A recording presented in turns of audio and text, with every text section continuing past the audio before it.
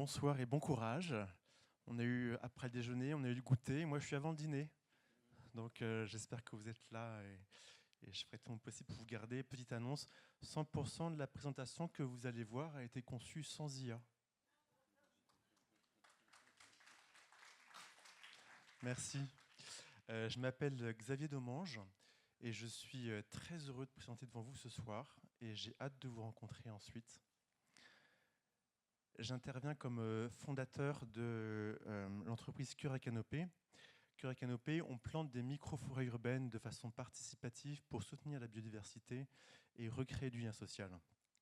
Et donc j'interviens aujourd'hui sur cet atelier qui s'intitule IA, biodiversité et solutions pour la neutralité carbone. Quand je l'ai lu, ça m'a fait penser à un film que vous connaissez peut-être, Liberté, égalité, choucroute, parce que c'était vraiment une superposition de mots qui n'avaient pas forcément grand-chose à faire côte à côte. Et je voudrais remercier l'organisation parce que grâce à ça, on va pouvoir un petit peu explorer les termes les uns après les autres et voir ce qui se cache derrière. On va commencer avec la neutralité carbone.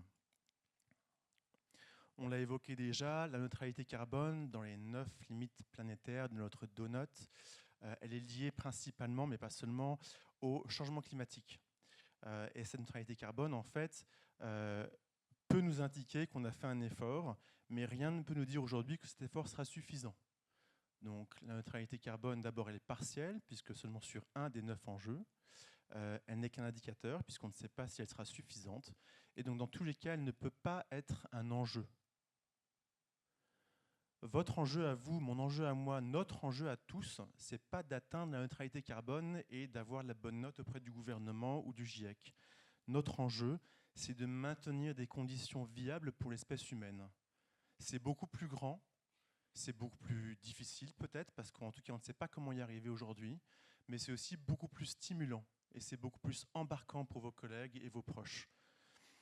Donc voilà, premier point, replacer un peu la neutralité carbone qui tout au plus peut être un jalon sur la route qu'on a à faire, mais qui n'est pas un enjeu. Il ne faut pas se tromper d'enjeu, on en a un qui est gros à atteindre. Le deuxième terme, c'était l'IA. Bertrand l'a très bien présenté. Moi, j'en parlerai comme d'un concept qui est très ancien, dans lequel on imagine une intelligence non humaine, mais qui aurait des compétences comparables ou supérieures à celles des humains. Et puis, on en parle particulièrement en ce moment pour des technologies ou des avancées comme l'apprentissage profond qui nous a été très très bien décrit. Et aujourd'hui, on nous pose la question, est-ce que l'IA peut aider à régénérer la biodiversité et à atteindre la neutralité carbone? Pour prendre cette question, je vous propose de faire des parallèles avec deux autres grands tournants de notre évolution. La première, c'est l'agriculture intensive, qui est passée par la mécanisation des procédés agricoles. Ça avait pour but d'augmenter l'efficacité de l'agriculture. Et il y a un petit groupe de personnes optimistes qui ont dit « ça va nous permettre d'éradiquer la faim dans le monde ». Mais ça n'a pas manqué, ce n'était pas l'objectif, donc l'agriculture intensive n'a pas permis d'éradiquer la faim dans le monde.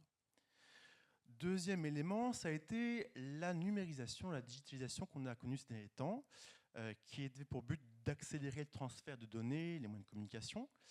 Et il y a eu un petit groupe de personnes optimistes qui se sont dit « mais si ça se trouve, ça va être génial, ça va vraiment améliorer notre système éducatif et ça va permettre d'avoir une école régénérée ».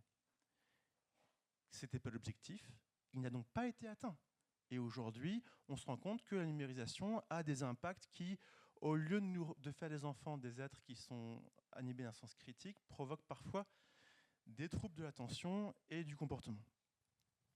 Aujourd'hui, l'IA existe et on se pose la question, est-ce que l'IA va nous aider à restaurer la biodiversité et à maintenir la viabilité de l'espèce humaine? Et nous sommes un groupe de personnes optimistes. Alors, il y a un point qui est important, c'est qu'il faut prendre le bon outil pour la bonne chose. Par exemple, si vous voulez faire un documentaire historique, vous prenez Abraham Lincoln, vous avez un super sujet, vous allez faire un super film.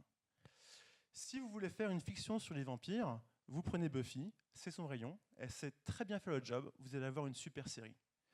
Mais si par contre vous prenez Abraham Lincoln pour chasser les vampires, et ben là vous faites une mauvaise histoire et un vrai navet. Et ben ça fait rigoler, mais c'est un peu la même chose pour nous. Il y a un truc qu'il faut qu'on comprenne, c'est qu'un outil qui n'a pas été spécifiquement conçu pour résoudre une crise spécifique a très peu de chances d'atteindre l'objectif. Et donc il serait bon qu'on arrête de se raconter une histoire. Un autre point sur l'intelligence artificielle que je vais développer très rapidement parce qu'on a peu de temps, ça passe par ça. Là, vous avez en fait deux représentations de la biodiversité. Ici, il y a plus de 10 000 ans, donc chaque point est une espèce, c'est grossier. L'espèce humaine est en orange, et puis chaque trait est un lien de relation, partenariat, mutualisation, commensalisme, etc., etc. À l'époque, il y avait une grande diversité, il y avait une grande variété de relations, très caractéristiques du vivant, et il y avait peu de carbone dans l'atmosphère. Dernièrement, on passe directement aux années 2015-2025, c'est un grand bond, il y a une histoire passionnante à raconter, mais on n'a pas le temps. En gros, on a la partie de gauche qui est ce qu'on appelle la nature, qui s'est pas mal effritée, avec moins de diversité, avec moins de relations. Et la partie de droite, c'est toute la société anthropocentrée dans laquelle on est en relation avec beaucoup d'écrans, qui nous permet d'avoir des relations avec le vivant qui sont plus ou moins mutualisantes. On a une diversité qui est donc effritée, moins de relations et beaucoup plus de carbone dans l'atmosphère. Il faut comprendre que l'intelligence artificielle, elle participe au développement de la partie de droite, pas au développement de la partie de gauche. Et donc même s'il y a des applications qui sont exceptionnelles, on a parlé de Neptunia, on a eu Afoudi, on a vu également SPI Batminol qui nous a montré quelque chose de très enthousiasmant. Pendant le temps de notre représentation, il y a probablement eu plusieurs millions de requêtes génératives sur l'IA. Et une requête, on l'a dit tout à l'heure, c'est une bouteille d'eau. Donc oui, l'IA peut apporter des contributions, on a des très bons acteurs qui l'ont bien orienté, comme l'a dit également Valosens, mais pendant ce temps-là, il y a la grande majorité qui sert à continuer ce processus d'effondrement. Donc deuxième takeaway, il faut qu'on arrête de croire qu'une invention humaine qui accélère et optimise le développement industriel va aider significativement à restaurer le vivant. Et le dernier terme, c'était biodiversité. Moi, c'est celui que j'aime beaucoup, évidemment. Donc, biodiversité, c'est toute la vie. Et on n'a pas beaucoup de temps. Je vais vous présenter avec 4 cartes de Paris. La première, ce sont les poches de biodiversité. Le deuxième, ce sont les îlots de chaleur. Le troisième, c'est la pollution de l'air. Et la quatrième, ce sont les poches d'absorption d'eau. Ce qui est intéressant avec ces 4 cartes, c'est qu'on peut les superposer. Parce qu'en fait, quand vous avez une biodiversité qui est adaptée, eh bien non seulement elle est là et elle va encourager plus de biodiversité, mais elle va aussi apporter de la fraîcheur, elle va permettre d'améliorer le cycle de l'eau et elle va également améliorer la qualité de l'air. Donc ce qui veut dire que cette biodiversité, si on pense à la petite note, il permet de régler non pas une, mais plusieurs des soucis locaux qu'on a avec nos 9 limites planétaires.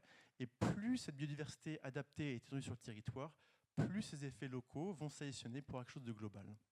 Donc la biodiversité, en fait, c'est une fin en soi qui répond aux enjeux qu'on a évoqués au début et qui peut-être même va nous permettre en chemin de répondre aux jalons de la neutralité carbone. Mais ça, c'est moins important. Mais la biodiversité, c'est aussi plus que ça. La biodiversité, il faut qu'elle soit adaptée. Donc ça veut dire que nous, par exemple, quand on va replanter un peu de végétation dans une ville, on va s'intéresser d'abord à ce que la nature fait toute seule, sans nous, à proximité de la ville. On va aller chercher les endroits, comme ici à Rambouillet, où il y a des forêts anciennes, où on a une biodiversité qui a évolué longtemps en libre évolution, et qui du coup peut nous dire qui a les qualités qu'on recherche, hein, c'est-à-dire qu'elle va baisser la température, apporter la fraîcheur, la biodiversité, etc., etc. Donc comme elle a les qualités qu'on veut, on va s'intéresser à ces caractéristiques, quelles espèces, quelles proportions, quelle densité de plantation, quelle nature de sol, et on va reproduire ces caractéristiques sur un sol urbain. Comme ça, la végétation, en poussant, va reproduire les qualités d'autonomie, d'adaptation, de biodiversité, etc., etc. Donc la biodiversité, qui est déjà une fin en soi, est aussi le guide que l'on peut choisir. Et là, on parle de biomimétisme. Hein.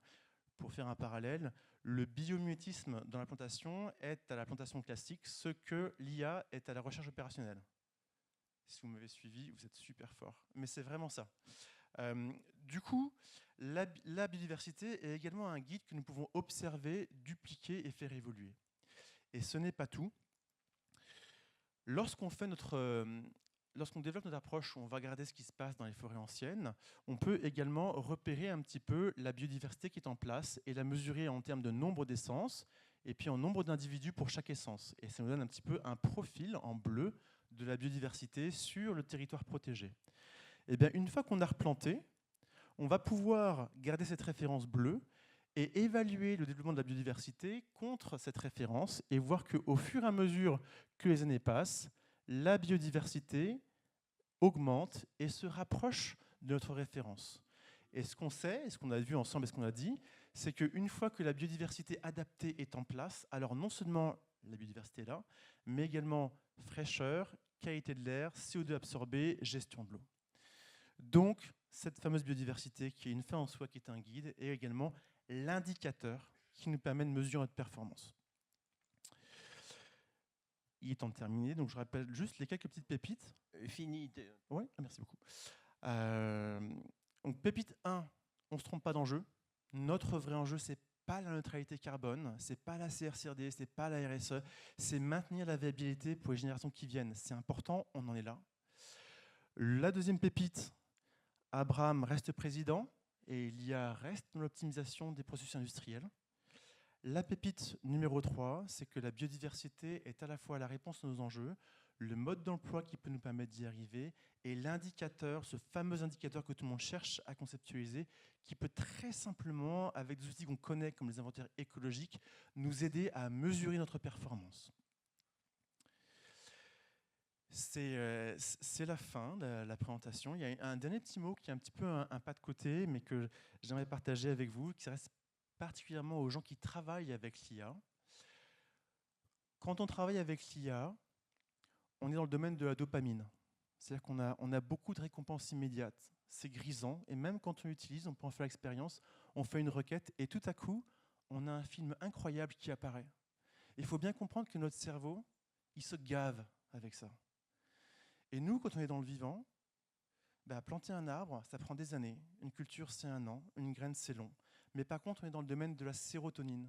Et c'est quelque chose qui est vachement plus durable, qui est beaucoup plus nourrissant. La dopamine, c'est l'hormone du plaisir. La sérotonine, c'est celle du bonheur. C'est comme les fruits et les sucres. C'est comme les bonbons et les sucres. On a tous envie de bonbons, mais on sait que le sucre, c'est meilleur. Et l'enjeu qu'on a avec l'IA, il est du même niveau. Et j'espère qu'on va réussir à relever. Je vous souhaite à tous, en tout cas, une très bonne soirée et une vie avec plein de joie et aussi longue que possible.